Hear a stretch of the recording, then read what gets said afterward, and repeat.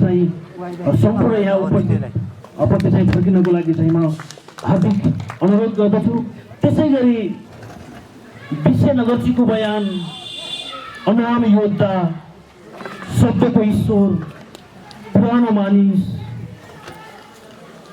जस्ता चर्चित कविताहरू लेख्ने कवि अथवा माथि माथि सैलुङ्गेमा हिजो आज असाध्यै चर्चामा छ तिमी तारे भिर म त लहरा भन्ने ती गीतका सर्जक चर्चित कवि स्वर्णमुखारू सरलाई पनि म यहाँ उभिएर आम मानिस यहाँ देखिरहेको मानिस समक्ष चाहिँ आसन अनुरोधको लागि हार्दिक अनुरोध गर्न चाहन्छु।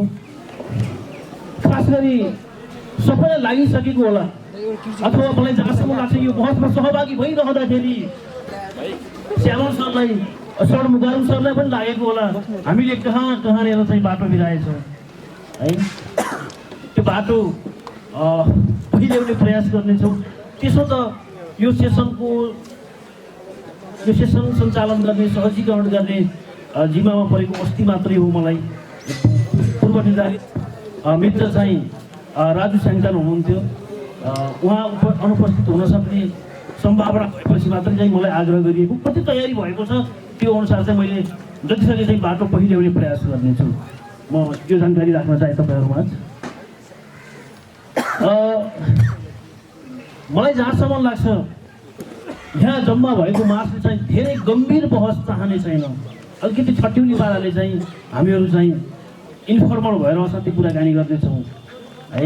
म सर्वप्रथम श्यामल सरबाट प्रश्न सुरु गर्न चाहन्छु। श्यामल सर, के वर्तमान समयमा पनि शिक्षक, बुद्धिजीवी अथवा नेता अथवा कार्यकर्ता सबैले अहिले पनि लुतो कमाएरै बसिरहेका छन् त? धन्यवाद घनश्यामजी। म पहिले मेरो परिचय किन दिन्छु भने यो प्रश्नसँग सम्बन्धित भयो। महाराजी रोल्पामा शिक्षक हुँदा म दैलेखमा शिक्षक थिएँ। म 2031 सालको शिक्षक हो। शिक्षकले अहिले पनि लुतो बनाउनु परिरहेको छ, म त्यस कारणले भन्दैछु। लगभग 6 वर्ष शिक्षक भएपछि मैले पत्रकारितामा थालेँ र विभिन्न विदेशी अन्तर्राष्ट्रिय नियोगहरूमा पनि काम गरेँ। हामीले ठुल्ठुला परिवर्तनहरू ल्यायौँ जसमा रोल्पाको प्रधानलाई पूर्ण विश्वले चिन्दछ र नेपालले पनि चिन्दछ। म काठमाडौँमा मेरो घरबाट तपाईँहरूको यो गाडी भेटाउन आउँदाखेरि बाटोमा कहाँ जाँदै हुनुहुन्छ सर भनेर म रोल्पा, ओ त्यति टाढा भन्छ, जब कि मेरो घर दैलेख रोल्पाभन्दा अझै पश्चिम पर्छ। मानिसहरूको दिमागमा रोल्पा अझै टाढा छ। त्यो नजिक ल्याउनका निमित्त रोल्पाले गरेको प्रयासलाई हामी स्तुति गर्छौँ, प्रशंसा गर्दछौँ। तपाईँहरूलाई धेरै धेरै धन्यवाद छ। रोल्पालाई उज्यालो बनाउनका निमित्त यिनै शिक्षकहरू, महाराज जस्ता शिक्षकहरू, यिनै बालबालिकाहरू, यिनै समाजसेवी, समाजका अगुवाहरू, यिनीहरूले गरेको प्रयत्न हो हामी अहिले सङ्घीय लोकतान्त्रिक गणतान्त्रिक नेपालमा आइपुगेका छौँ। घनश्यामजीले जो सोध्नु भएको छ, क्रान्ति एकैछिनमा पुरा हुँदैन, त्यसका निश्चित कार्यभारहरू पुरा हुन्छन्, त्यसपछि कार्यभारहरू थपिँदै जान्छन्। मानिस एकैचोटि बदलिँदैन, बिस्तारै बिस्तारै बदलिँदै जान्छ र यो बदल्नमा साहित्य र कलाको भूमिका महत्त्वपूर्ण हुन्छ। रोल्पा आइराख्दाखेरि मैले सोचिरहेको थिएँ रोल्पालीहरू साहित्यका बारेमा के सोच्दछन्। हाम्रो पूर्व सभामुखजीले अघि आफूले 23 वर्षको उमेरमा लेखेको कविता सुनाउनु भयो। मैले 2026 सालमा 10 वर्षको उमेरमा सुनाएको कविता नदी शीर्षकको थियो, जुन तपाईँको यहाँबाट जुन नदी बगिरहेको छ। पहिले म 24-25 वर्ष अगाडि यहाँ पैदल लिवाङ आएको सम्झिन्छु। अहिले त्यो कुनै बाटो अहिले मैले सम्झन सकिनँ। हिजो आउँदाखेरि, आज आउँदाखेरि परिवर्तन यसरी पनि देखिँदो रहेछ। तपाईँ आफै हिँडेको बाटो तपाईँ भुल्नुहुन्छ। नयाँ बाटाहरू बनेका छन्, मोटर नपुगेको ठाउँमा मोटर पुगेको छ। यो जिल्लामा नटेकेका मानिसहरू रोल्पा भन्ने ठाउँ कस्तो रहेछ भनेर उत्सुक भएर पर्खिरहेका छन्, हेर्न आउन पर्खिरहेका छन्। यो एउटै साहित्य महोत्सवले तपाईँलाई ती सबैलाई आउन स्वागत गर्न सक्दैन। यो एउटा क्रमिक सुरुवात हो, सुरुवातमा पनि क्रमिक सुरुवात हो। त्यस कारणले हाम्रो कार्यभार पुरा भएको छैन। रोल्पाली जनताले लडेका छन्, त्यत्तिकै दार्चुलाका जनताले पनि लडेको तपाईँले सम्झिनु भएको होला, ताप्लेजुङका जनताले लडेको पनि तपाईँले सम्झिनु भयो होला। मेरो साथी श्रवण मुकारुङ भोजपुरको हुनुहुन्छ, पूर्वको, म चाहिँ पश्चिम दैलेखको हुँ। कतिपय मामलामा दैलेख रोल्पाभन्दा पनि पछाडि छ। रोल्पा बाटो आइपुग्दा दैलेखमा बाटो पुगेको थिएन। म नेपालगञ्जबाट हिँडेर जान्थेँ। यस्ता कथाहरू अझै पश्चिममा बाँकी छन्। कालीकोटमा अझै बाटो पुगेको छैन, भित्रभित्र साइडबाट कर्णालीको बाटो गइरहेको छ। मुगुमा रारासम्म ट्र्याक खुलेको छ। मुगुका मानिसहरूले पनि बलिदान गरेका छन्, जनयुद्धमा बलिदान गरेका छन्। तर यी बलिदानका यतिका वर्षसम्म पनि हामीले अझै हाम्रा शासकहरूको मनस्थितिमा अपेक्षित परिवर्तन देख्न सकेका छैनौँ। त्यो हाम्रो दुखान्त हो। हाम्रो प्रशासन यन्त्रले हाम्रो सत्ताका निमित्त चाहिने जुन सहयोग प्रणाली छ, त्यो सहयोग प्रणालीलाई सुस्त दुरुस्त बनाउन सकेको छैन। यो अर्को एउटा दुखान्त हो। त्यस कारणले साहित्यकारहरूको कर्तव्य के हुन जान्छ, कलाकारहरूको कर्तव्य के हुन जान्छ भनेदेखि हामीले मानसिक रूपमा मानिसहरूलाई तयार गरौँ, विद्यार्थीहरूलाई तयार गरौँ, शिक्षकहरूलाई तयार गरौँ। बिस्तारै बिस्तारै बिस्तारै मानिसहरू लुतो पुर्याउन छोड्छन् र उनीहरू साँच्चीकै आफूतिर फर्किन थाल्छन्, अर्कोतिर फर्किन थाल्छन्। मान्छे न अन्तर्मुखी मात्र भएर सम्भव छ, न बहिर्मुखी भएर मात्र सम्भव छ। एकदमै सर, धन्यवाद। धन्यवाद श्यामल सर। म अब श्रवण मुकारुङ सरतिर जान्छु। कविहरूको विरुद्धमा अर्थात् साहित्यकार लेखकहरूको विरुद्धमा कविताका सन्दर्भमा बार बार चर्चा चलिरहँदाखेरि श्रवण मुकारुङ शक्तिशाली कवि हो, शक्तिशाली कवि हो, शक्तिशाली कवि हो भनिराख्ने, तर श्रवण मुकारुङलाई चाहिँ आफ्नो शक्ति देखाउन सधैँ सडकमा गइरहनु पर्ने किन हो श्रवण मुकारुङ सर?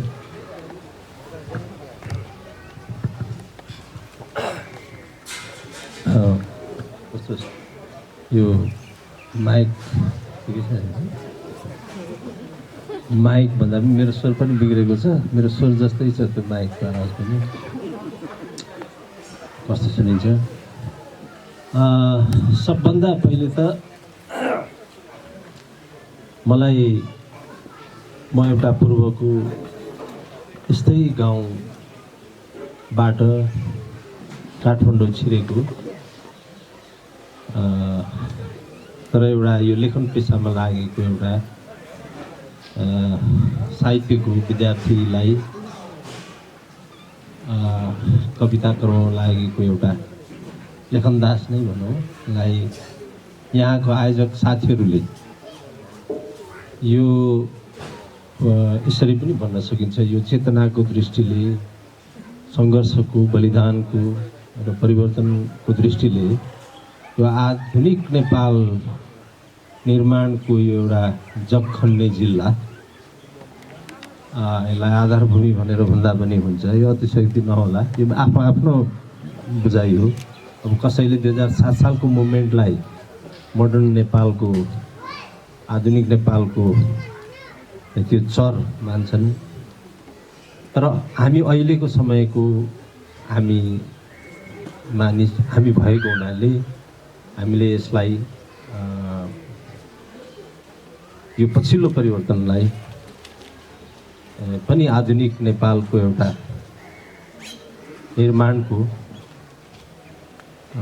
यसलाई बिन्दु हामीले मान्न सक्छौँ र त्यसको एउटा यो आधारभूमि नै हो। यो जिल्लामा यो चाहिँ आउने, म यसअघि आउन पाएको थिइनँ र म यहाँ आउन अघि चाहिँ मलाई एकदमै एउटा कौतूहल नै थियो, उत्सुकता थियो।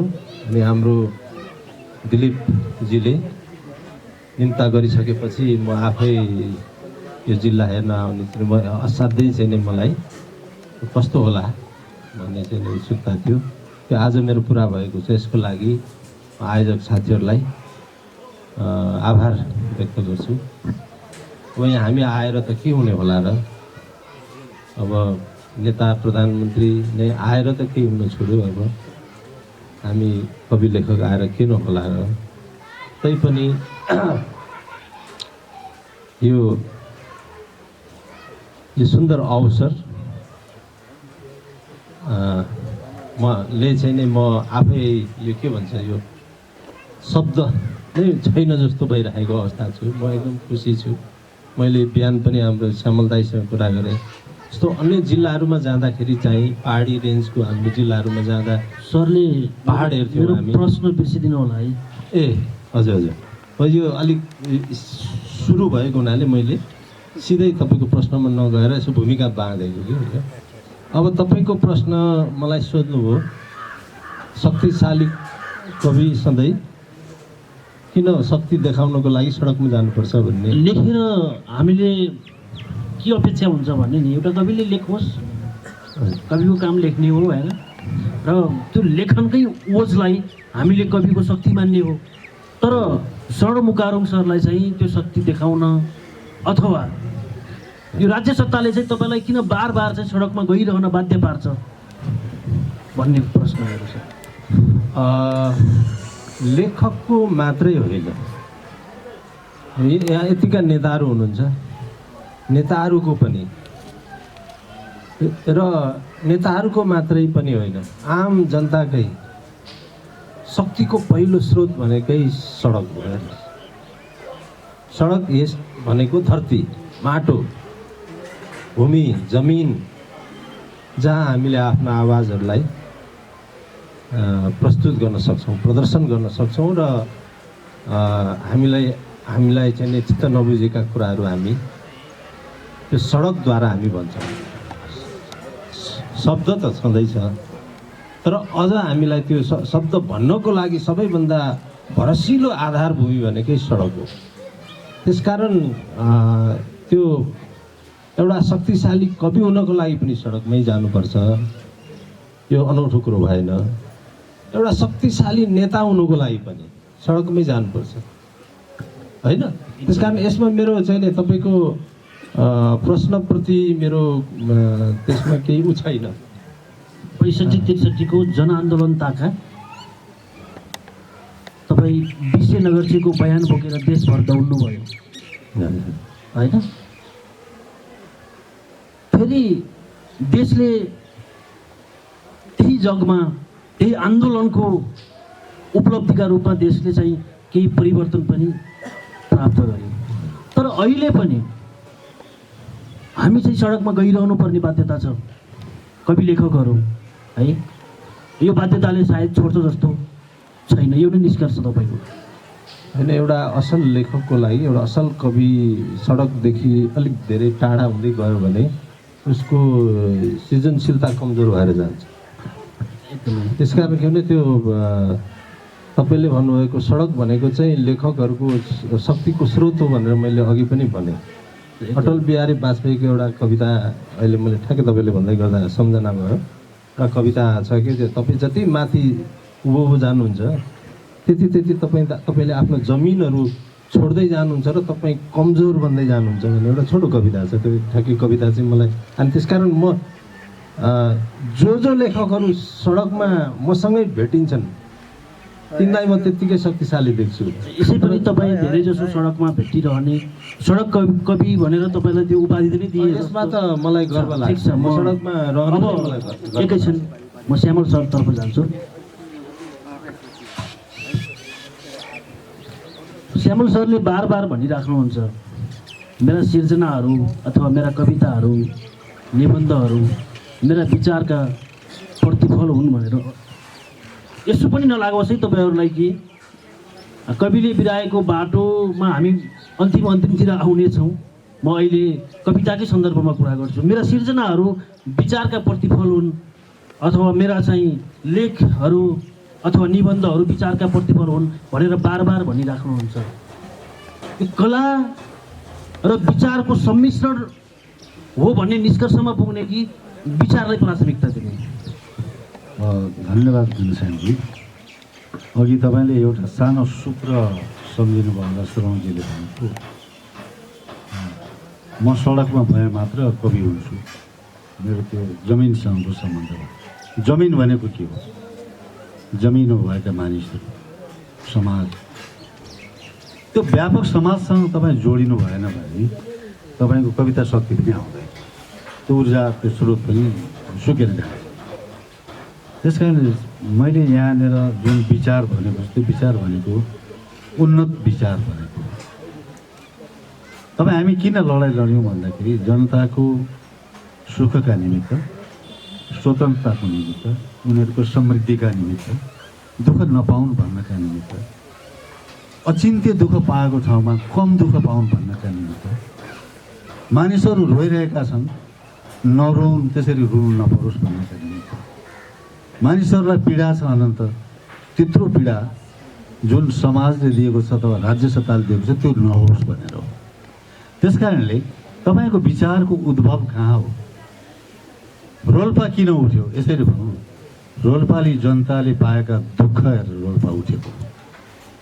नेपाली जनताले पाएका राणा शासनले दिएको जुन दुःख हो त्यसका विरुद्ध 7 सालमा नेपाली जनता उठेको हो। यो त प्रश्न छ। अझै पनि कुनै पनि दल राज्य सत्तामा गयो र त्यसले जनतालाई दुःख दियो भने फेरि तपाईँ हामी नै उठ्नेछौँ। फेरि कलाकारहरू, कविहरू फेरि सडकमा आउनुपर्ने छ र जनतालाई साथमा लिएर तिनीहरू सडकमा आउनुपर्ने छ। त्यो नहोस् भन्ने हामी चाहन्छौँ। अब विचार चाहिँ त्यो हो। कला चाहिँ के हो भने त्यो विचारलाई वहन गर्ने उत्तम बाटो हो। हाम्रा यहाँका लोक देउरीलाई हेर्नुहोस्, तपाईँ हामीले लेखेका कविताभन्दा धेरै उन्नत छन्। त्यसलाई हामीले संरक्षणै गर्न सकेको छैन। ती लुप्त हुँदैछन्। नयाँ पुस्ताले तिनलाई पछ्याउनु छोडिसकेको छ। तपाईँ रोल्पाका गीतहरूको बारेमा अघि कुरा हुँदै हुन्थ्यो। तिनलाई हामीले अर्को पुस्तामा सारेनौँ भने हामीले हाम्रो कविताको मूल तत्त्व बिस्तारै बिस्तारै हराउँदै जानेछौँ। तपाईँ हेर्नुहोस्, यो पनि एउटा विचार हो। माधव प्रसाद घिमिरे किन यति पपुलर भए?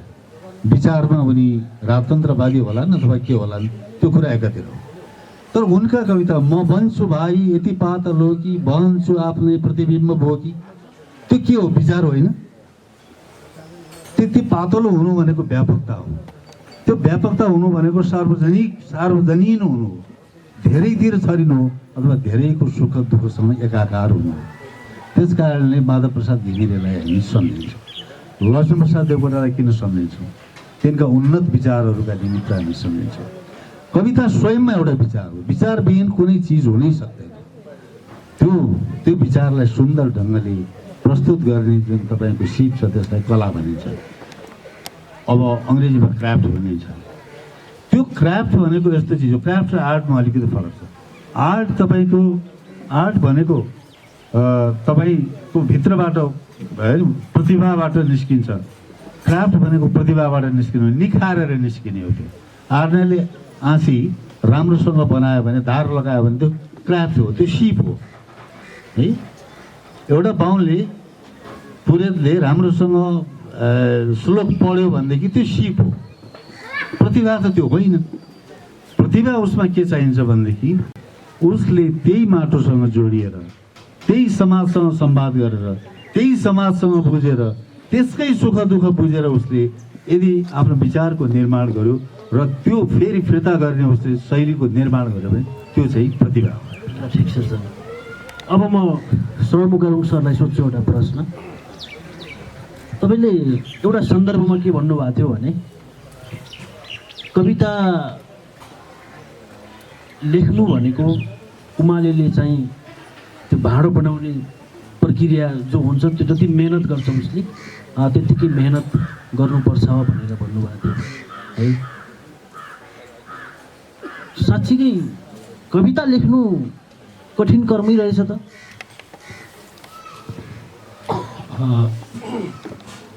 यो अघि भर्खरै श्यामल दाइले भन्नुभयो कविताको क्राफ्टको कुरा, त्योसँग नै सम्बन्धित कुरा हो। त्यो उमालेले भाँडो बनाउने भन्ने सन्दर्भमा मैले भनेको हो। एउटा किसानले एउटा हलो बनाउनु जस्तै कुमालेले एउटा भाँडो बनाउने जुन त्यो अभ्यासको एउटा क्रम गुज्रिन्छ, एउटा जर्नी जुन हुन्छ, सुरुमा किसानले हलो बनाउँदा सुरुमै राम्रो बनाउँदैन, तर उसले अर्को हलो अर्को बनाउँदै गएपछि 4वटा हलो बनाइसकेपछि एकैछिनमा पर्फेक्ट हलो बनाइदिन्छ। यसलाई पनि भन्नु कुमालेले पनि कवि चाहिँ सिधाइहाल्छु, तपाईँ अलिक छिटो नयाँ समयको हुनाले अलिक फास्ट हुनुहुन्छ र हामी अलिक बुढो हुनाले अलिक ढिलो बोल्छौँ। अनि त्यो कुमालेको पनि त्यही मैले भन्न खोजेको के हो त भन्दाखेरि, कुमालेले सुरुमा त उसले त्यो कस्तो बनाउला र त्यो भाँडा होइन, तर उसले प्र्याक्टिस गर्दै पछि त के हुन्छ त भन्दाखेरि उसले त छुनु मात्रै पर्छ, त्यो माटोको डल्लाई टक्क राखेपछि यसो छुएपछि भाँडा बनिहाल्छ। त्यो त यस्तै प्रक्रिया पनि हो कविता लेख्नु पनि हो। त्यही अन्तिम कुरा मैले भनेको कुरा होइन, मेरो चाहिँ अनुभवबाट मैले यो धारणा बनाएको हो। त्यस कारण के हो त, अभ्यास पनि महत्त्वपूर्ण कुरा हो कविता लेख्नको लागि। एउटा राम्रो कविता लेख्नको लागि एकैचोटि तपाईँले राम्रो कविता, एउटा पर्फेक्ट कविता बनाउन सक्नुहुन्न। जसरी अब जस्तो श्यामल दाइको 40 वर्ष 40-45 वर्ष उहाँले गुजारिसक्नुभयो, निरन्तर त्यो एउटा साधनाबाट हिँडिसक्नु। मैले 30-35 वर्ष अब चाहिँ नि लेखिसक्नु। अहिले हामीलाई कविताको एउटा थिम आयो भने टक्क हामीले यसो बस्यौँ भने हामी लेखिहाल्न सक्छौँ हामीले। तर हामीलाई सुरुमा त हामी गाह्रो थियो नि हामीलाई। अब त्यो सन्दर्भमा मैले त्यो भने। त्यसपछि तपाईँले सोध्नुभएको प्रश्न चाहिँ के हो त? मैले त्यसैमा जोड्दै थिएँ, हजुर, एउटा कवि चाहिँ जिम्मेवार कवि बन्नको लागि चाहिँ उसले के गर्नुपर्दछ? यस्तो अब दुईवटा कुराबाटै गुज्रिन्छ, दुईवटा कुराको मनोविज्ञानबाटै गुज्रिन्छ एउटा लेखक, एउटा कवि। उसले स्वतन्त्रताको पनि उपभोग गर्नु पर्यो र उसले स्वतन्त्रताको उपभोग गर्न पाउने उसको जुन राइट छ त्योसँग जोडिएर अर्को कुरा के आउँछ भने ऊ अब अनुशासित हुनु पर्यो। बुझ्नुभयो होइन? यो चाहिँ दुइटै यो एकअर्काको जोडिएको कुरा हो। तपाईँले स्वतन्त्रता खोज्नुहुन्छ भने तपाईँले केही अनुशासन पनि फेरि निर्वाह गर्नुपर्छ होइन? त्यस कारण के भने यो दुईवटा कुराबाटै एउटा लेखक पनि गुज्रिन्छ। लेखक पनि सबै हाम्रो यो जीवनसँग जोडिएकै कुरा हो, यो सबै मानिसकै कुरा हो। तर एउटा लेखक, एउटा कवि पनि त्यसरी जोडिन्छ। एक कुरा यही। ठिक छ सर। म श्यामल सरलाई प्रश्न सोध्न चाहन्छु। यसो तपाईँले लेख्न थालेको पनि 40-45 वर्ष भइसक्यो होइन? र यो 40-45 वर्ष गुजारिरहँदाखेरि तपाईँले बार के भन्नुभयो भने मैले चाहिँ समाज रूपान्तरणका लागि साहित्य लेख्छु भनेर बार भनिराख्नुभयो। कहिलेकाहीँ यत्रो वर्ष चाहिँ मैले मजाक मात्रै गरेछु भन्ने जस्तो लाग्दैन? मलाई लाग्दैन। किन लाग्दैन भने मैले आफ्नो कर्तव्य निर्वाह गरेको। पहिलो कुरा के हो भने तपाईँ कति इमान्दार हुनुहुन्छ आफूप्रति, आफ्नो परिवारप्रति, आफ्ना साथीभाइप्रति, समाजप्रति कतिको संवेदनशील हुनुहुन्छ। तपाईँका दृष्टिकोणहरू केबाट निर्मित भएका छन्, तपाईँको मूल्य प्रणाली के हो, तपाईँले बुझ्नुभयो भने मात्रै अर्काको दुःखमा आफूलाई एकाकार गर्न सक्नुहुन्छ। तपाईँ अनुभूति त्यस प्रकारको गर्न सक्नुहुन्छ। होइन तपाईँ एक खालको प्रतिक्रियावादी हुनुहुन्छ, आततायी हुनुहुन्छ, अर्कालाई दुःख दिएर तपाईँलाई आनन्द आउँछ भने तपाईँले राम्रो लेख्न सक्नुहुन्न। त्यस कारणले असल कविहरू जहिले पनि समाजका बैरी हुन सक्दैन, समाजका मित्र, समाजलाई बनाउने। त्यस कारणले हामीले समाजमा कविलाई मान्ने गरेका हौँ। चाहे आदिकवि भनौँ, चाहे महाकवि भनौँ, चाहे कवि शिरोमणि भनौँ। यहाँ मात्र होइन, म एउटा सानो उदाहरण दिन्छु घनश्यामजी, मलाई अलिकति बोल्ने अनुमति दिनुहोस्। एउटा राज्यको मूल्य प्रणाली कसले निर्धारण गर्छ? नेपाल कस्तो हुने भन्ने कुरो, नेपाली समाज कस्तो हुने भन्ने कुरो, नेपाली महिला कस्तो हुने, नेपाली केटाकेटी कस्तो हुने, नेपाली बुढाबुढी कस्तो हुने भन्ने कुरो कसले निर्धारण गर्छ? त्यो भनेको आम रूपमा समुदायले, समाजले निर्धारण गर्ने हो। हाम्रो समाज यस्तो बनाउने हो भन्ने। म यहाँ उदाहरण दिँदैछु अमेरिकाको। झन्डै 200 वर्ष अगाडि एकजना कविको मृत्यु भयो। ती कविलाई समाजले धेरै गाली गर्यो। तिनी जाँड खान्थे, तिनी वेश्यालय जान्थे, तिनी बाहिर गएर हो हल्ला गर्थे। जसरी हामी के भन्छौँ, हरिभक्त कटुवाल हाम्रो प्रिय दाई, मेरा प्रिय दाई साथी जाँड खान्थे, हामी बदनाम मात्रै गर्दैछौँ। हामी के गर्दैछौँ, अरूले जाँड खाएको देख्दैनौँ, कविले जाँड खाएको देख्छौँ। यसको अर्थ के हो भने कविप्रति हाम्रो विशेष अनुराग छ, विशेष माया ममता छ, विशेष सम्मान छ। सायद त्यो हुनुपर्छ। म भन्दैछु तपाईँलाई, मरेर गाडेको 150 वर्षपछि मलाई लाग्छ बिल क्लिन्टन या बाराक ओबामाको बेलामा राज्यले फिलाडेल्फियामा राज्यले उनको चिहान उदिने हो र त्यति बेला के गरिएको थियो, उनको चिहानमा पिसाब गरिएको थियो। पल्तिर पल्तिरका उनलाई नरुचाउनेहरू आएर पिसाब गर्ने थियो है। पछि राज्यलाई के थाहा भयो भने आजको अमेरिका बनाउन त त्यो कविको पनि योगदान रहेछ। भनेको इन्डिभिजुअल भ्यालु सिस्टममा आज जुन अमेरिका बाँचेको छ नि, व्यक्तिगत मूल्य प्रणाली, व्यक्ति नै ठुलो हो राज्यभन्दा, व्यक्तिको पुँजी ठुलो हो, व्यक्तिको धन ठुलो हो, व्यक्तिको महत्त्व ठुलो हो, त्यसलाई कविताबाट व्यक्त गर्न त्यो अलेक्जेन्डर पोप भन्ने कविता त्यही पो रहेछ त। आज उसलाई विश्वमा शक्तिशाली बनाउने त्यही सिद्धान्त होइन, व्यक्तिवादी सिद्धान्त होइन त भन्दाखेरि हो। त्यस कारणले यिनलाई राजकीय सम्मान दिनुपर्छ भनेर त्यो चिहानबाट उदिनेर 150 वर्षपछि उनलाई राज्यले राजकीय सम्मानका साथ पुनः समाधिस्थ गर्यो। मैले यहाँनिर तपाईँलाई किन भन्दैछु भने हामीले आफ्नै बाबु चिन्दैनौँ, आफ्नै छोराछोरी चिन्दैनौँ, आफ्नै श्रीमती चिन्दैनौँ, तिनका पीडा बुझ्दैनौँ, हामी तिनका दुःख बुझ्दैनौँ है। पुरा क्रान्तिकारी गर्छौँ, काम चाहिँ भ्रान्तिकारी गर्छौँ। अथवा बाहिर गएर महिला मुक्तिका कुराहरू गर्छौँ, तर घरमा श्रीमती कुट्छौँ वा आमालाई दुःख दिन्छौँ भने त्यहाँनिर हाम्रो चरित्र द्वैध चरित्र हुन्छ। कविबाट यो अपेक्षा गरिँदैन। तर कवि पनि समाजकै एउटा प्रवृत्तिको उन्नायक भएको हुनाले, समाजकै एउटा पात्र भएको हुनाले त्यो सर्वथा कमजोरी मुक्त हुन्छ भन्ने हामीले सोच्नु हुँदैन। उसले दिएका असल कुराहरूलाई हामीले लिनुपर्दछ। लक्ष्मीप्रसाद देवकोटा जस्तै चुरोट खानुहोस् भनेर हामी भाइ बहिनीहरूलाई भन्न सक्दैनौँ। होइन, यहाँ कवि वृत्तमा त कस्तो छ भने अब यो जान नखाएर त कवि भइन्न भन्ने जस्तो एउटा त्यस्तो मानक बनाइएको छ कि। म तपाईँहरूलाई सोध्छु, रोल्पामा यही सुली चौरका यी भट्टी पसलहरू जहाँ गयो मैले भट्टी पसल देखेँ, ती सबै कवि हुन् भट्टी पसलमा जानेहरू। मैले नेपालमा एक दिन सुन्नुहोस् न, अघिल्लो कविताको ह्याङ ओभरलाई हटाउनको लागि पिनुपर्छ एक गिलास भन्नेसम्म सुनिन्छ त। म तपाईँलाई भन्दैछु, नेपालमा दैनिक कति लाख लिटर रक्सी खपत हुन्छ, कति मानिसहरू रक्सी खाएर भिरबाट लडेर मर्छन् प्रतिदिन। डोटीदेखि तेह्रथुमसम्म, रोल्पादेखि दाङसम्म, यताउता पूर्व पश्चिम यताउता, ती सबै कवि हुन्। मेरो प्रति प्रश्न छ तपाईँलाई।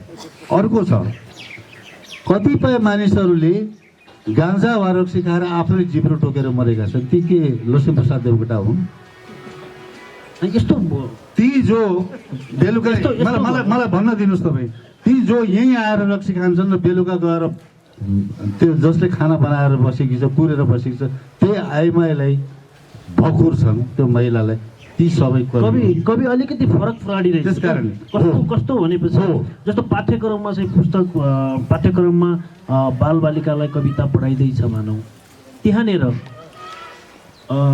हरिभक्त कटुवालको चाहिँ कविता पढाइरहँदाखेरि यिनी त धेरै जाँड खाएर चाहिँ यतिका हुन्। विसर्जनका कुरा गरौँ, त्यो गर्दाखेरि पछिल्लो जेनेरेसनमा पनि त्यो छाप पर्न जाँदो रहेछ। यो त समस्याको रूपमा रहेको छ नि, यसलाई त स्वीकार्नुहुन्छ? सुकेको छु, तर अलिकति फरक बातका साथ सुकेको छु। कुरो के छ भने भूपी शेरसन र हरिभक्त कटुवाल दुवै मेरा दाइ है। त्यो त्यो त्यो जुन मर्यादा छ नि, त्यो मर्यादालाई तपाईँले सम्झिनुभयो। अर्को कुरो, व्यक्तिगत चरित्रलाई लिएर तपाईँले सामाजिक उसमा लानु यसलाई कविले बिराएको बाटो मान्ने कि नमान्ने हाम्रो मूल प्रश्न त यो हो। व्यक्तिको स्वतन्त्रताको बारेमा मेरो मित्र शरण मुखारुङले भर्खर भन्नुभयो। मेरो भाइ पनि हुनुहुन्छ, मेरो मित्र पनि हुनुहुन्छ। कविहरू बाटो बिराउँदैनन्, यो होइन। कवि मानिस हो। मैले नेपालका कविहरूले बिराएको बाटोमा भन्नु पर्यो भने जुम्ला कहिल्यै गएको छैन, मुगु कहिल्यै गएको छैन, हुम्ला कहिल्यै गएको छैन। काठमाडौँमा बसेर नारायणीजीको नजिक किङसोयमा बसेर त्यहाँका दुःख लेख्छन्, त्यो बिराएको बाटो हो। पीडा नबुझेर लेखिएको कुराहरू जम्मै नक्कली हुन्छन्। रोल्पा आएकै छैन। तपाईँहरूले हेर्नु होला, रोल्पाका बारेमा हजारौँ कविताहरू छन्, त्यसमा तपाईँहरूको चित्र कतै उपस्थित छैन। यी आमाहरूको चित्र देखिँदैन त्यसमा। त्यस कारणले तपाईँको एट्याचमेन्ट के हो, हेरिने त्यो हो। तपाईँको बानी बेहोरा के हो, कोही सुर्ती खाला है, त्यो सुर्ती खाने जति कवि होइन, सबै कवि होइन। रक्सी खाला त्यो पनि कवि होइन, कलाकार होइन भन्नुहोस्। त्यो आम मानिसको रूपमा त्यसलाई लिनुहोस्। तर उसले जुन संसारको रचना गर्दछ र तपाईँलाई दिन्छ, तपाईँ त्यतातिर फोकस गर्नुहोस् कि उसले नेपाली समाजलाई के दिएको छ, पाठकलाई के दिएको छ, विश्वविद्यालयलाई के दिएको छ, विद्यालयलाई के दिएको छ, पाठ्यक्रममा उसको के हालिएको छ।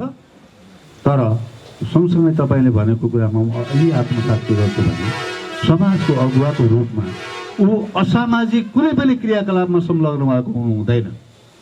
व्यक्तिगत स्वतन्त्रताको रक्षा गर्दै उसले खान पाउनुपर्छ। तर खाएर उसले कसैलाई अपशब्द बोलेको हुनु हुँदैन। आफ्नो स्वास्थ्यलाई हानि हुने गरेर बाटोमा पल्टिरहेको हुनु हुँदैन है। खाएर तपाईँले खानेमा बढी जोड दिनुभएको छ नि साथीहरू। म पनि खान्छु, म तपाईँलाई नसोधी खान्छु, किनभने मैले भ्रष्टाचार नगरी खाएको, आफ्नो खल्तीबाट निकालेर खाएको हो। तपाईँलाई मैले किन सोध्ने हो, तपाईँ मैले सोध्नै पर्ने, तपाईँको खल्तीबाट लिएको हो र मैले सोध्नु पर्ने। दोस्रो कुरो मैले अब खाएर म चाहिँ आनन्द लिन्छु, पढ्छु, लेख्छु वा कुरा गर्छु समाजसँग। पिट्दिनँ म कसैलाई, एकछिन मलाई भन्न दिनुहोस्। म पिट्दिनँ, अरूलाई गाली गर्दिनँ, अपमान गर्दिनँ कसैले। त्यो मेरो स्वतन्त्रताको म उपभोग गर्छु। मेरो मर्जीको बादशाह, यही हो लेखकीय स्वतन्त्रता। मेरो मर्जीको बादशाह म स्वयं हुँ, मभन्दा माथि कोही पनि छैन। याद गर्नुहोस्, मभन्दा 1 सेन्टिमिटर 1 मिलिमिटर तल पनि कोही पनि छैन। यही चिन्तनले तपाईँ हामीलाई समतावादी राष्ट्रको निर्माण, समतावादी समाजको निर्माणतिर अग्रसर गराउँछ। यसैले मानिसले बलिदान दिएका हुन्। कसैलाई माथि राख्नका निमित्त, कसैलाई नेता बनाउनका निमित्त, राजा बनाउनका निमित्त, सभामुख मन्त्री बनाउनका निमित्त नेपाली जनताले बलिदान दिएको होइन। ती मेरा सुख दुःखका साथी हुन्, यिनीहरूले मेरो प्रतिनिधित्व गर्छन् भनेर मात्र गरेको हो। धन्यवाद सर। म शरण मुखारुङ सरलाई प्रश्न सोध्छु। के अरे आम पाठकहरू, तपाईँका पाठकहरूलाई, तपाईँकै सर्कलका साथीहरूलाई अथवा हाम्रो पुस्ता, हामीले के अपेक्षा गर्छौँ भने शरण मुखारुङले आनन्दले कविता मात्र लेखिदिरहे हुन्थ्यो भन्ने लाग्छ क्या। एकपल्ट तपाईँ काङ्ग्रेसमा चाहिँ प्रवेश गरिदिनु हो र आफै के भनिदिनु भयो भने मैले 35-40 वर्ष कविता लेखेर नकमाएको चर्चा काङ्ग्रेसमा प्रवेश गरेर पाएँ भन्नु हो। यसले आम पाठकहरूमा कस्तो मेसेज जान्छ होला?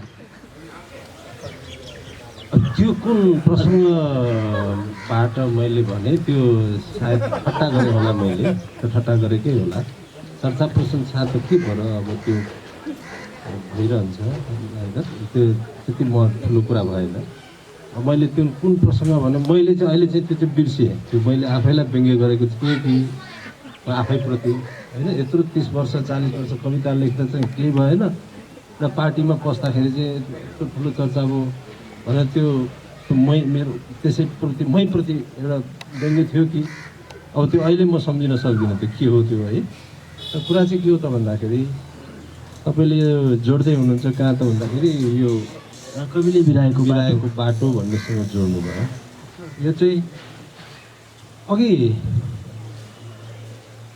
यसलाई एक शब्दमा भन्दाखेरि चाहिँ के हो त भन्दाखेरि कुनै पनि पार्टीमा पस्नु, कुनै पनि विचारधारा दर्शनसँग चाहिँ आबद्ध हुनु, देखिने गरी हुनु, नदेखी हुने गरी गर्नु, त्यो दाइले भन्नुभयो जस्तो उसको चोइसको कुरा हो, यो स्वाभाविक कुरा हो। विचारविहीन त हुँदैन मान्छे, एउटा लेखक पनि हुँदैन। त्यसकारण त्यो पार्टीमा पस्नु भनेको चाहिँ नै एउटा लेखक पस्नु भनेको चाहिँ बाटो बिराउनु होइन। यो त क्लियर हुनुहोस्। एउटा पाठकहरूले के हुन्छ यो शीर्षकसँग सुन्नु, कविलाई पहिले म बोलिसक्छु। महान व्यक्ति मानिरहेको हुन्छ होइन, सुन्नुहोस् न, भागभण्डामा त्यो गइदिँदाखेरि पनि होइन त्यस्तो यस्तो सुन्नुहोस् न, म भन्छ तपाईँको पाब्लो नेरुदा होइन, दाइ पोलिट ब्युरो सदस्य हो कम्युनिस्ट पार्टीको। रेबी एल्ली भन्ने पनि न्युजिल्यान्डको कवि, चाइनामा गएर उनी पनि पोलिट ब्युरो सदस्य।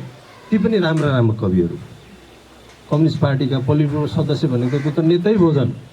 म जस्तो ठुक्लुको एउटा कार्यकर्ता मात्रै भएर गएको भएन, काङ्ग्रेसमा पसेको नेता भएर कवि हुने कुरा फरक रह्यो। सुन्नुहोस्, कविको रूपमा स्थापित मान्छे कवि र नेता हुने त्यो उसको व्यक्तिसँग, उसको चोइससँग, क्षमतासँग जोडिने कुरा रहेछ भनेर मैले तपाईँलाई यहाँ भनेको। बिपी कोइरालाको कुरा गरौँ होइन। त्यसकारण यो त कुनै पार्टीमा जानु बाटो बिराउनु हो जस्तो मलाई लाग्दैन मैले भनेको। अब बाटो बिराउनु भन्नु नेताले बिराएको बाटो चाहिँ भएन, कविले चाहिँ बाटो बिराएको हो। होइन, म मान्दिनँ त। सुन्नुहोस् न त, म भन्दैछु त, बाटो चाहिँ कति बेला हामीले अघि दाइले भनिसक्नु भएन, एउटा कविले कति बेला बाटो बिराउँछ भन्दाखेरि त्यो लुसुन भन्ने कविले एक लाइनमा भनेको छ नि, मानिसले मानिससम्म पुग्नको लागि बनाएको हो बाटो। बाटोमाथिको उनको धारणा त्यति हो। त्यो बाटो के हो त भन्दाखेरि मान्छेदेखि मान्छेसम्म पुग्नको लागि नै बन्ने हो बाटो, संसारमा बन्ने बाटो त्यति हो। त अघि दाइले भन्नुभयो के हो त भन्दाखेरि एउटा जुम्ला नगइकन जुम्लाबारे कविता लेख्दाखेरि उसले जुम्लाको खास कविता लेख्न सकेन, अब उसको बाटो बिग्रियो भन्नुको अर्थ उसको त्यति बेला चाहिँ उसको बाटो बिग्रियो। एउटा कविले कमजोर कविता लेख्यो भनेदेखि चाहिँ उसले बाटो बिराएको अर्थ लाग्छ, बुझ्नुभयो। कमजोर कविता लेख्यो भने चाहिँ त्यो कविले बाटो बिरायो। तर एउटा विचार बोक्नु, एउटा पार्टीसँग जोडिनु, अझ त्यो बाटो क्लियर गरेको हो क्या उसले, त्यो अझ सफा गरेको हो क्या। दसैँ आउँदाखेरि हामी बाटो सफा गर्छौँ नि, त्यस्तै अझ त्यो बाटो सफा गरेको हो। त्यही भएर तपाईँले गर्वका साथ चाहिँ म नेता होइन कार्यकर्ता हुँ भनेर भन्नुभएको थियो। ठिक छ, म अब यतातिर आउँछु। एकजना विद्वानले के भन्नुभएको छ भने poetry is beautiful before it is understood. कविता चाहिँ बुझ्नुभन्दा पहिले सुन्दर हुन्छ भनेर भन्नुभएको छ।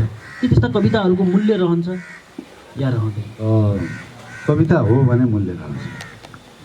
अब कुरो चाहिँ के हो भनेदेखि नि, तपाईँको बुझाइको स्तर कविता सपाट बयानी होइन, सिधै कुशल छु कुशल चाहन्छु आगे भने जस्तो लेखेको चाहिँ कविता हुँदैन त्यो है। तपाईँले भानुभक्तलाई गाली गरे आज देख्छु मैले, हाम्रै वामपन्थी, म पनि वामपन्थी मार्क्सवादी नै हुँ, के गाली गरिरहेछन्, मूर्ख रहेछन् जस्तो लाग्छ। तपाईँले सोच्नुहोस्, भोकी मैली निन्याउरी न त कपाल कोर्या कि सबके सुसै, लट्टा मात्र पर्या कि खाली भूमिमा रुँदै बस्या कि यो भारतीय नारी अथवा अमेरिकी नारी रुसी नारी जस्तो लाग्छ र यो त यही रोल्पाकी एउटा महिला जस्तो लाग्छ। त्यो नेपालीपन त्यो कवितामा उसले जुन हाले नि, हामी त्यसको स्तुति गर्छौँ। उसको वधु शिक्षालाई चाहिँ नमस्कार गरेका छैनौँ हामीले। कविता भन्ने कुरा चाहिँ के हो भने सादा भाषा होइन, त्यो कलात्मक भाषा हो। हामीले घर दसैँ ताका तेह्र ताका कमेरोले नै किन नहोस्, हामी राम्रो पोच्छौँ गेरु कमेरो लगाएर, र ढोकामा यो जुन हामीले सयपत्रीको फुल लगाएको छौँ यसमा यो चामलको पिठो यसो यसो गरेर छपछप गरेर ढोका लगाउँछौँ नि, त्यसका साङ्केतिक अर्थहरू छन्। मलाई भन्न दिन सक्छन्, साङ्केतिक अर्थहरू छन्। तपाईँ त्यहाँभित्र प्रवेश गर्दाखेरि माङ्गलिक ढङ्गले प्रवेश गर्नुहुन्छ, शुभ मङ्गल हुन्छ। त्यो स्वागतको एउटा तरिका पनि तपाईँ प्रवेश गर्ने। कवितामा प्रवेश गर्ने भनेको के हो भन्दाखेरि तपाईँ सोझो भाषामा प्रवेश गर्नुभयो भने कवितामा पुग्नुहुन्न है। म धेरै धेरै पटक भन्छु होइन श्रवणजी, यो जर्मन कवि एकजना बर्टोल्ट ब्रेख्ट भन्ने छन्, उनले भनेको एउटा कविताबाट कविता कति घुमाउरो हुँदो रहेछ, त्यहाँ प्रवेश गर्न कति गाह्रो हुँदो रहेछ म तपाईँलाई बताउँछु। ऊ पनि जनवादी कवि हो, श्यामल जस्तै, श्रवण मुखर्जी जस्तै। त्यहाँ के भन्छ भने, will there be singing in the dark times? Yes, there will be singing in the dark times about the dark times. भने के हो भने अँध्यारोमा पनि गाइएला नि ती गीतहरू। तपाईँ त अँध्यारोमा गीत गाउनु, अँध्यारोमा पनि भनेको मलाई अन्धकार समयमा पनि गाइएला नि ती गीतहरू भनेको प्रसन्नताका गीतहरू। अँध्यारोमा पनि गाइएला नि ती गीतहरू। यति मात्र पङ्क्ति सुन्दाखेरि तपाईँलाई खासै केही भयो जस्तो लाग्दैन। हो, गाइनेछन् गीतहरू अँध्यारोमा पनि, अँध्यारोकै बारेमा भन्दाखेरि तपाईँ अलिक भोट दिनुपर्ने हुन्छ। अँध्यारोमा के को गीत गाउनुहुन्छ? उज्यालोको गीत गाउनुहुन्छ। क्रान्तिकालमा तपाईँ के गर्नुहुन्छ? क्रान्तिकै गीत गाउनुहुन्छ, दुःखकै गीत गाउनुहुन्छ, पीडाकै गीत गाउनुहुन्छ, चिच्याहाट त्यो जनताको स्वर छ नि, उच्च स्वरलाई अगाडि ल्याउनुहुन्छ नि, त्यही हो। तर कला भनेको कुरामा पुग्नको निमित्त तपाईँले सोझो बाटो अख्तियार गरेर पुग्नुहुन्छ। केही गम्भीर कलाहरूमा पुग्नका निमित्त तपाईँले पाब्लो पिकासो हेर्नुभयो भनेदेखि तपाईँ सजिलै चित्र बुझ्नुहुन्न नि। त्यस कारणले कलाका अभ्यासकर्ताहरूलाई, कला भनेको कविता पनि हो, त्यसका अभ्यासकर्ताहरूलाई मैले के भन्छु भने खोइ हाम्रो जनताको सुस्केरा हाम्रो कवितामा म र श्रवणले बाटो बिराएको हुन सक्छौँ है। मैले पनि प्रयास गर्छु, सायद श्रवणजीले पनि प्रयास गर्नुहुन्छ, अरू भाइ बहिनीहरूले पनि प्रयास गर्नुहोला। हाम्रो लोकलयमा आधारित काव्यहरूका रचना हामी गर्न छोड्यौँ। माधव घिमिरेले गरिदिनु भयो, लक्ष्मणप्रसाद देवकोटाले गरिदिनु भयो, 2-4जना अरू साथीले पनि गर्नुभएको छ, तर पुगेको छैन। पश्चिममा तपाईँले हेर्नुभयो भनेदेखि अझै पनि सनेट लेखिन्छ, अझै पनि मिटरमा लेखिन्छ। हामी छन्दमा लेख्नै छोडिदियौँ। हामी एकैचोटि गद्यमा हाम पाल्यौँ। गद्यमा पनि गोपाल प्रसाद रिमालले जस्तो, लक्ष्मणप्रसाद देवकोटाले जस्तो, बालकृष्ण समले जस्तो, बिपी शेरसनले जस्तो, बासु शशीले जस्तो सरल ढङ्गले भित्र पुग्ने गरेर, जस्तो बासु शशी भन्नुहुन्छ, पर्खाल लगायो भने सबै थोक बाहिर पर्छ। के हो यो भने तपाईँ जति पर्खाल लगाउनुहुन्छ त्यति मान्छे बाहिर राख्नुहुन्छ। पर्खाल नलगाउनुहोस् भने हो र? होइन होला नि त। हाम्रो बुझाइ त्यही नै हो कि तपाईँले जति पर्खाल लगाउनुहुन्छ त्यति मानिसहरूलाई बाहिर राख्नुहुन्छ। पर्खालले मान्छे र मान्छेको बिचमा छेकेको काम गर्छ, छेक्छ त्यसले। जबकि तपाईँ र म नाङ्गै उपस्थित हुनुपर्ने, एकले अर्कोलाई बुझेर सहानुभूतिपूर्वक तपाईँ र म उपस्थित हुनुपर्ने हो नि। पोसाक पनि हाम्रा डर लाग्दछ हो, अनि हाम्रा छेकबारहरू पनि, पर्खालहरू पनि त्यस्तै डर लाग्दछ। मानिसहरूलाई निकट ल्याउने कुरालाई कवितामा त्यसरी भनिएको हुन्छ। मैले यहाँ भन्न खोजेको कुरा चाहिँ त्यस कारणले कविता सुन्दर विचार हो भनेपछि यसलाई चाहिँ हामीले ख्याल गर्नुपर्छ। विचारविहीन कुरो कविता, नाटक, कथा, निबन्ध, पेन्टिङ केही पनि हुँदैन। धन्यवाद सर। म अन्तिममा अब एउटा कमन क्वेसन सोध्छु। अघि भर्खरै भन्नुभयो एउटा कविको काम भनेको चाहिँ निरन्तर रूपमा लेख्नु, परिमार्जन गर्नु, अझ बार लेख्नु, होइन, त्यो सुधार ल्याउनु हो। तर राम्रो कविता लेखिरहेको एउटा कवि चाहिँ हाम्रो देशमा हाम्रो अब जताकतै राजनीति हाबी हुने परिस्थिति छ, होइन। यो भागबन्डाबाट चाहिँ नियुक्ति लिनको लागि चाहिँ लामबद्ध हुने यो प्रवृत्तिबाट चाहिँ कहिले मुक्त भइहाल्ला? यो नियुक्ति एउटा कुरा चाहिँ कवि साहित्यकारहरूले मजाले लेखुन् भन्ने अपेक्षा हुन्छ, उनीहरू चाहिँ लामबद्ध भइदिने जो प्रवृत्ति छ त्यसको शिकार चाहिँ तपाईँहरू पनि भइरह जस्तो भएर कुरा त बुझेँ, कविहरूले बाटो बिराउनु भयो भन्ने चाहिँ प्रश्न मैले। यो कुरा के हो भने अब यो हाम्रो मेकानिजम पनि यस्तै छ। तपाईँ राज्यले स्वतस्फूर्त एउटा कुन प्रतिभा कहाँ कसरी सङ्घर्ष गरिरहेको छ, कुन प्रतिभालाई हामीले कस्तो किसिमको उत्प्रेरकको भूमिका खेल्नुपर्ने हो अथवा उसलाई हामीले अलिकति सपोर्ट गऱ्यौँ भने ऊबाट हामीले धेरै अझै चिजहरू पाउँछौँ भनेर यसरी हेर्ने त्यो लेभलबाट हाम्रो त्यस्तो अहिलेसम्म हाम्रो मेकानिजम बनेको छैन।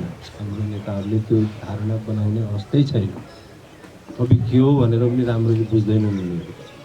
के हो कवि भनेको तर्सिन्छन् पो त कतिपय नेताहरू होइन। त्यस कारण उनीहरूले अझ त्यो कविमाथि एउटा कलाकारमाथि एउटा कसरी उनीहरूलाई संरक्षण गर्ने भन्ने चाहिँ नि अवस्था छैन। यो हामीले चाहिँ तर बाहिर विदेश मैले पनि विचार मुलुकहरू गएर आएँ हेरेर आएँ। त्यो चिनमा जानुभयो भने त्यो सानोभन्दा सानो एउटा सानो प्रोभिन्सको एउटा साधारण लेखकलाई पनि उनीहरूले कस्तो एउटा महत्त्व दिएर उसको नाममा उसलाई चाहिँ कसरी एउटा जीविकोपार्जनदेखि लिएर उसको व्यक्तित्वलाई प्रकाश गर्ने एउटा राज्यले नै दायित्व लिन्छ र त्यो मेमोयरहरू बनाएर हामी विदेशीहरू जाँदाखेरि त्यहाँ टिकट काटेर बस्नुपर्छ।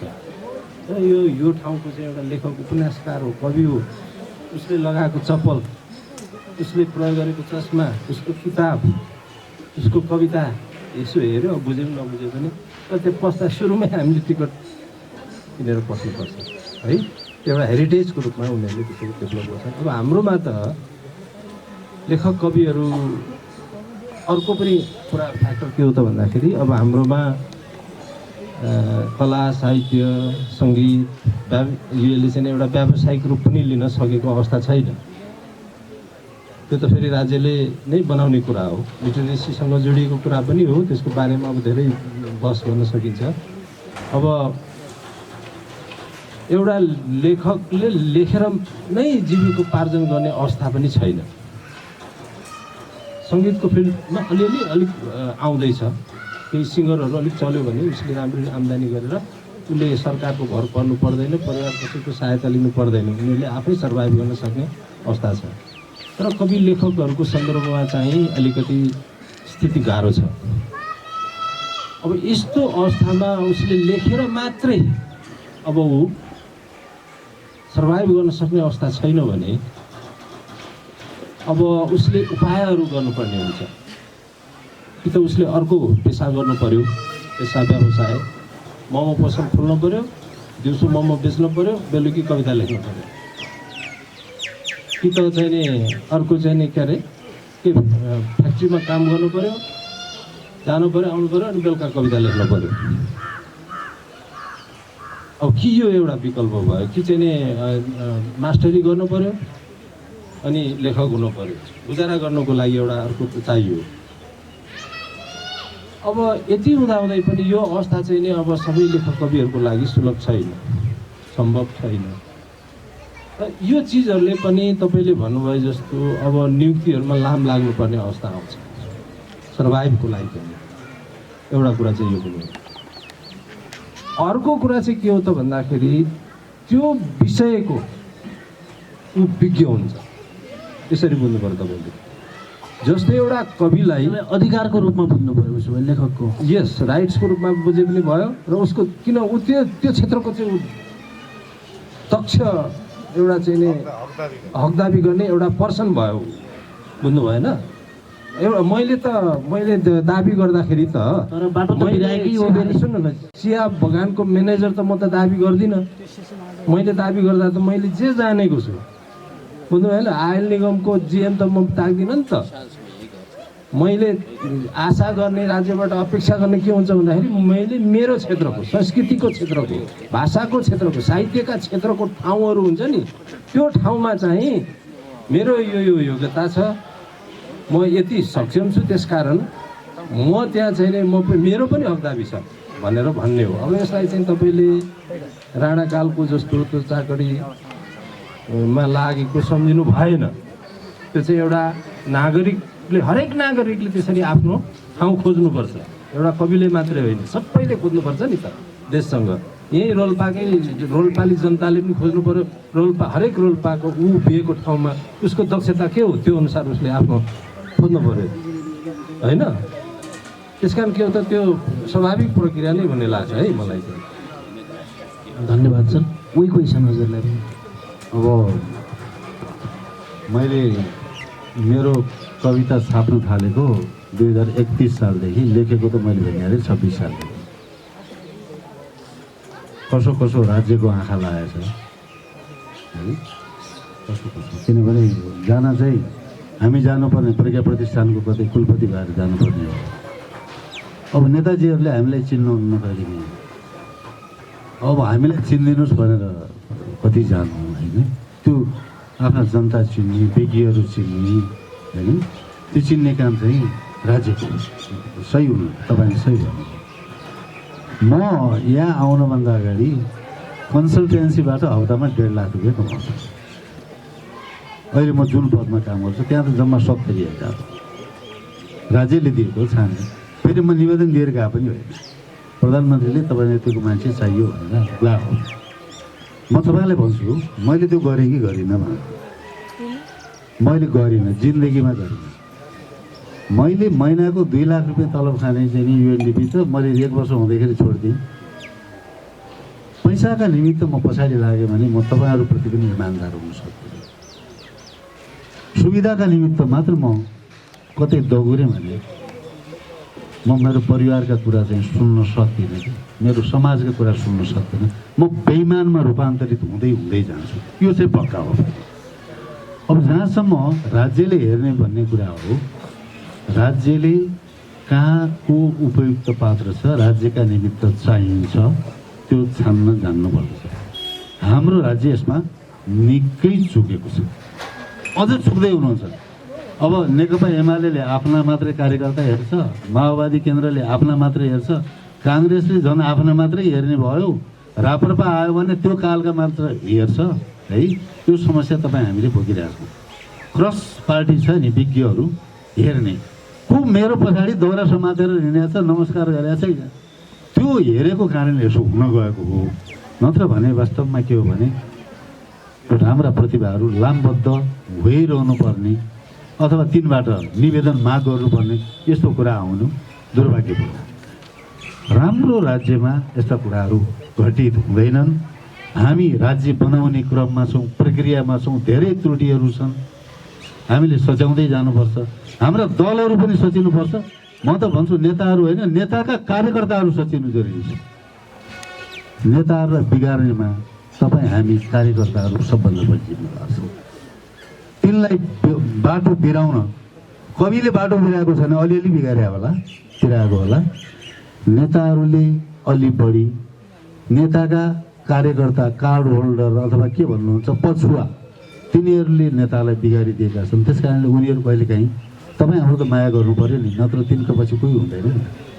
त्यो कार्यकर्ताले भनेको सुन्नु उहाँहरूको निमित्त एउटा बाध्यता बन्न जान्दछ। त्यस कारणले हामीले असल मानिस ल्याइदिनुहोस् भन्नु, राम्रो सक्षम योग्य मान्छे ल्याइदिनुहोस् भन्न हाम्रो जनताले पनि त्यही भन्नुपर्छ। हाम्रो नगरपालिकाको गाउँपालिकाको नीति पनि त्यही हुनुपर्छ। हाम्रो प्रदेशको सङ्घीय संरचनाको सबैको नीति त्यो भयो भनेदेखि तपाईँले यो प्रश्न सोध्न पाउनुहुने छैन। धन्यवाद। धन्यवाद सर्वश्यामल सर, स्वर्णमुगारुङ सर, दुवैलाई धन्यवाद। आजको यो सहजी